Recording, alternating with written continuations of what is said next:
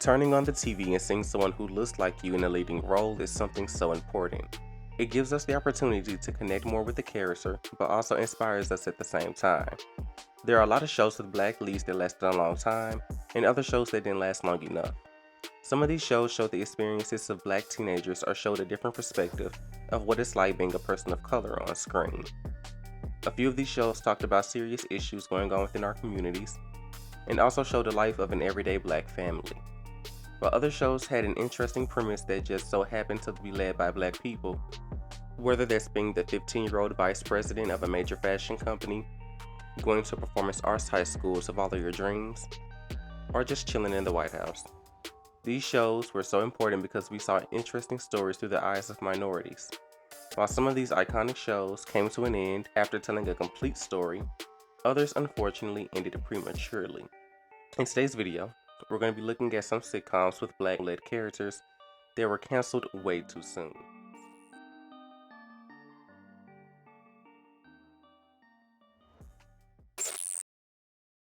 Let's start with Nickelodeon's True Jackson VP.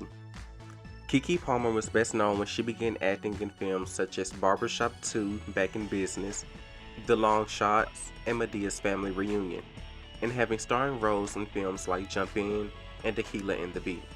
Her most memorable character is probably True Jackson. True Jackson VP aired on Nickelodeon from November 2008 to August 2011. The series followed 15-year-old True Jackson, who gets hired to become the vice president for teen apparel at Mad Style, a huge fashion company based in New York City. The show had a number of guest appearances by Vivica Fox, who played True's mother, Willow Smith, who played a younger True Jackson, Yvette Nicole Brown, Justin Bieber, Tyler James Williams, and John Cena. The greatest thing about this show was that True got this amazing opportunity by simply being herself. This show, but more specifically the pilot, teaches you that everyone isn't going to appreciate your craft. However, there are some people who do, and opportunities will come from that.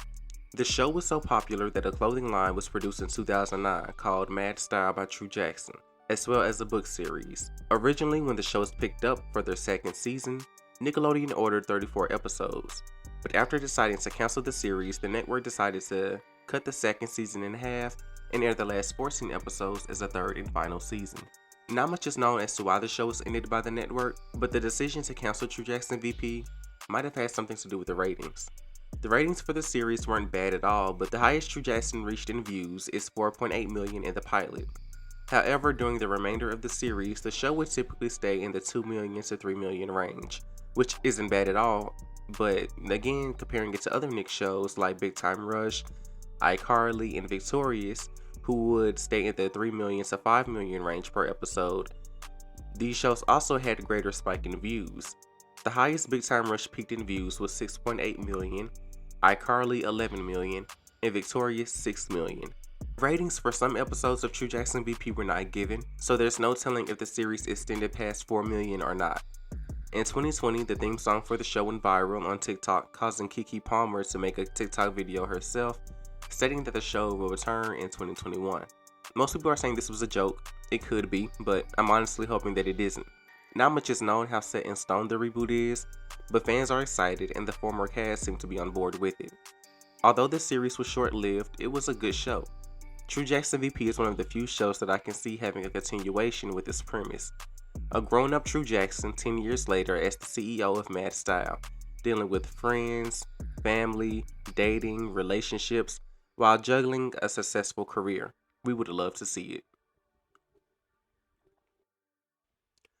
Let's revisit Taina, a Nickelodeon teen sitcom that aired from January 2001 to May 2002. The show starred Christina Vidal as protagonist Taina, a Puerto Rican 15-year-old who goes to a Manhattan performing arts school with big dreams of becoming a superstar. We can see where Dan Schneider got his inspiration for Victorious from. I will be the first to admit I didn't grow up watching this show because I'm a late 90s baby and I was like 3 years old when the show first premiered, but back in 2018 I remembered rewatching Freaky Friday. Yeah, the Lindsay Lohan and Jamie Lee Curtis version, and I saw Christina Vidal in the movie. I've always known her as the skater girl from that Disney movie Brink, so I do what I always do when I see someone who looks familiar on a TV show or movie, and I go look them up on Wikipedia. As I'm looking more into Christina Vidal, I see she starred in a popular Nickelodeon show from the early 2000s. The premise of the show caught my attention, so I binge-watched the entire series in like 1 week, and it's honestly one of the best Nickelodeon shows I've seen. Taina held a pretty diverse cast with Latino and Black leads, and had music videos incorporated in each episode. The series itself is so strong when it comes to the early 2000s nostalgia, as it hosts special guest appearances from 3LW, Kelly Rowland, Lil Romeo, Louis Fonsi, and Shakira. This show aired on Nickelodeon during a time period where Black and Latino representation on teen shows were finally being explored more on the network, airing alongside shows like Kenan and Kel, Cousin Skeeter, Brothers Garcia, Romeo, and My Brother and Me. Each one of Taina's friends had their own reason as to why they were attending the Manhattan School of Performing Arts. Taina herself is a singer and actress, her best friend Renee is a rapper and comedian, her friend Lamar, who had the biggest crush on her throughout the entire series, is an aspiring filmmaker and director. Her friend Daniel is a musician, and her rival Marissa is a certified diva and aspiring singer and actress. And can I just say how much I loved Marissa?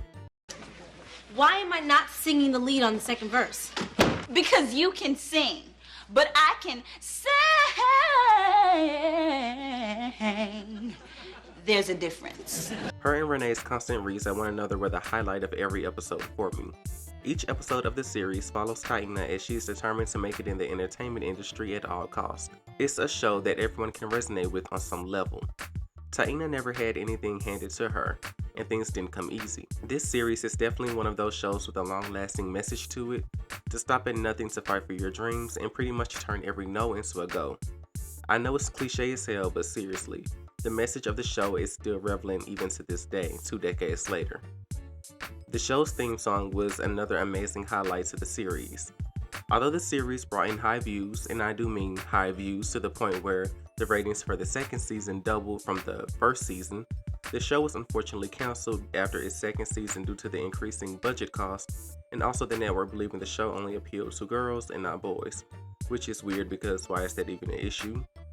Although the cancellation of the series was unexpected, the season 2 finale ended off on a really good note and rounded off everything in the series. When you're feeling blue, when you're feeling blue, 'cause my heart belongs to you. Smart Guy was a sitcom that ran for 3 seasons between 1997 to 1999 and starred Taj Mari as 10-year-old prodigy TJ Henderson, who goes to high school with his older siblings Marcus and Yvette. Fun fact, the set used for the series was the same set that was used for the ABC show Boy Meets World. The series also starred Essence Atkins, Jason Weaver, Omar Gooding, and John Marshall Jones.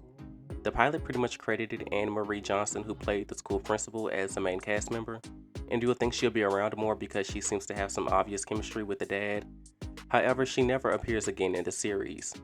The show touched on a lot of serious issues such as internet predators, racism, and plastic surgery. Mind you, reruns of this series aired on Disney Channel from 1999 to 2003, which isn't too surprising I guess because that was a time period on Disney where they did discuss more heavy topics, with movies such as True Confessions, The Color of Friendship, as well as incorporating serious topics in a few of their original series. In a 2019 interview, Jason Weaver, who played Marcus, was asked why the show ended. He stated it had more to do with the WB network trying to reach a different audience. For those who don't know, when the WB network was created, originally it was to cater to a black audience with shows such as The Steve Harvey Show, The Wayans Bros, The Parenthood, and Sister Sister. Then they saw themselves expanding their audience when they introduced shows such as Buffy the Vampire Slayer, Charmed, and Seventh Heaven. Long story short, the WB wanted to transition into gaining a more white audience, so they slowly got rid of the black sitcoms on their network. So unfortunately, it was no surprise when the WB put an end to the series. And they soon followed suit with a lot of their other black sitcoms when they merged with the UPN network and came up with the CW. Omar Gooding, who played Mo, had a different story as to why the show ended. Apparently, one of the guys on the show wanted an increase in salary in the middle of the 3rd season. So production told him to sit out an episode and make that upcoming episode about Marcus and Mo. It's not that hard to guess who he's talking about. We pretty much have 2 different reasons as to why the series saw a sudden end, but it's not hard to believe that both scenarios were the possible cause of the cancellation. We have to admit though, a Marcus and Mo spinoff would have been fire.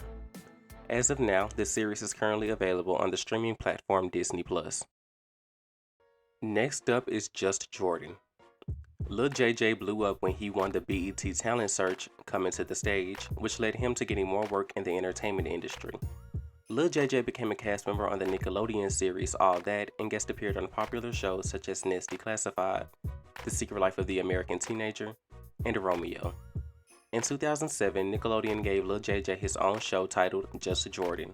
The series only lived long enough to see 2 seasons, airing from 2007 to 2008. The show had guest appearances from Keke Palmer, Demi Lovato, and Tiffany Haddish. It was created by television writer and producer Allison Taylor, who produced shows such as Sister Sister and Smart Guy, and wrote for other shows and movies like Lizzie McGuire, Shake It Up, and The Cheetah Girls. Just Jordan was part of the Teen Nick lineup and starred Lil JJ as Jordan Lewis, a teenage boy who moved from Arkansas to Los Angeles with his mom and little sister after his parents divorced, and now works part-time at his grandpa's diner. Every episode follows Jordan, his best friends Joaquin and Tony, as well as Jordan's cousin Tangi, as they embark on weird everyday circumstances while Jordan breaks the fourth wall communicating with the audience. The show, like the others mentioned in this video, is truly a product of its time, as a few episodes revolved around crumping, grills, and a reference to Crank That Soulja Boy. When revisiting the series, I remember how much I loved seeing Jordan's relationship with his 2 friends on the show, Tony and Joaquin, and the crazy shenanigans they got themselves into. We also have to talk about Jordan's little sister Momo. The series made it a habit of uplifting Momo's puffs and how she loved her natural hair, which is something I enjoyed seeing in the series. A 3rd season was in production for the series, but due to the 2007-2008 writer's strike, Nickelodeon canceled the series and placed the 3 episodes they had already filmed for the 3rd season as the final episodes in season 2, bringing the 2nd season to a total of 16 episodes. Finding out the show was canceled due to the strike definitely interests me to dig and do more research to see what other shows were affected by this, and it turns out a lot of shows were. Some shows had shorter seasons like Supernatural, Gossip Girl, Family Guy, Desperate Housewives, and One Tree Hill. Other shows were canceled due to this strike like Big Shots, Girlfriends, Bionic Woman, The 4400, and of course, Just Jordan. The first Disney Channel spinoff is going to our boy Cory. Originally, when That's So Raven was coming to an end, Disney presented the spinoff to Raven-Symoné, titled That's So Raven 2, as it was going to follow Raven at college. However, Raven-Symoné turned the spinoff down, so the network decided to give it to the next best character, Raven's little brother, Cory. This makes sense because if any character from That's So Raven could lead a spinoff, it would definitely be Cory himself. Although the series had the biggest series premiere on the network at that time, bringing in 7 million viewers, the series only lasted 2 seasons. The show not only starred Cal Massey, but Jason Dolly, Miata Walsh, Madison Pettis, John D'Aquino, and Rodell Sheridan. And we can't forget Lizzie's little brother Matt, aka Jake Thomas, who appeared in a few episodes in the series. The show did have some funny moments, mostly coming from Cory and Newt, but it didn't last long on the network. There's not really much information as to why the series was canceled, but it was honestly not really much of a surprise that it was.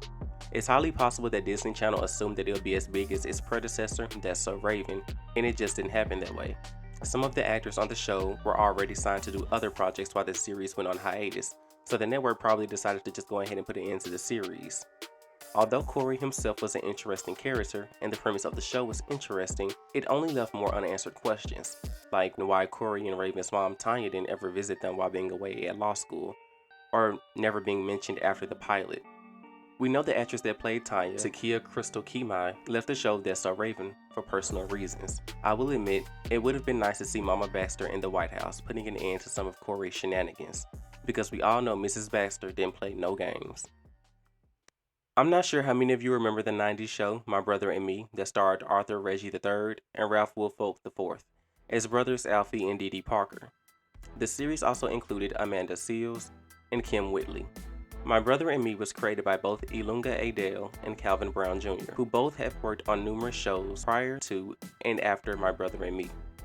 Adele has worked on Moesha, A Different World, Married with Children, Sanford and Son, and City Guys. And Brown has worked on shows like Moesha, The Parkers, The Proud Family, Living Single, and Just Jordan. The show pretty much followed the everyday life of an African-American family in Charlotte, North Carolina, but more so brothers Alfie and Dee Dee. Although the series only lasted for 3 months, the network ran reruns of the show consistently from 1995 until 2000. The show was popular at the time and made history as the first show on Nickelodeon to have a predominantly black cast. Unfortunately, the series was short-lived, only having 13 episodes, due to disagreements the producers and creators of the show had regarding the direction the series should take in the second season. And last but not least is Moesha. Moesha was a former UPN series that aired from 1996 to 2001. The show originally was set for the 1995 and 1996 year on the network CBS, before they rejected it. UPN later decided to pick the series up in 1996. The show follows a teenage girl named Moesha Mitchell, played by R&B singer and actress Brandy Norwood, whose father recently married her high school vice principal.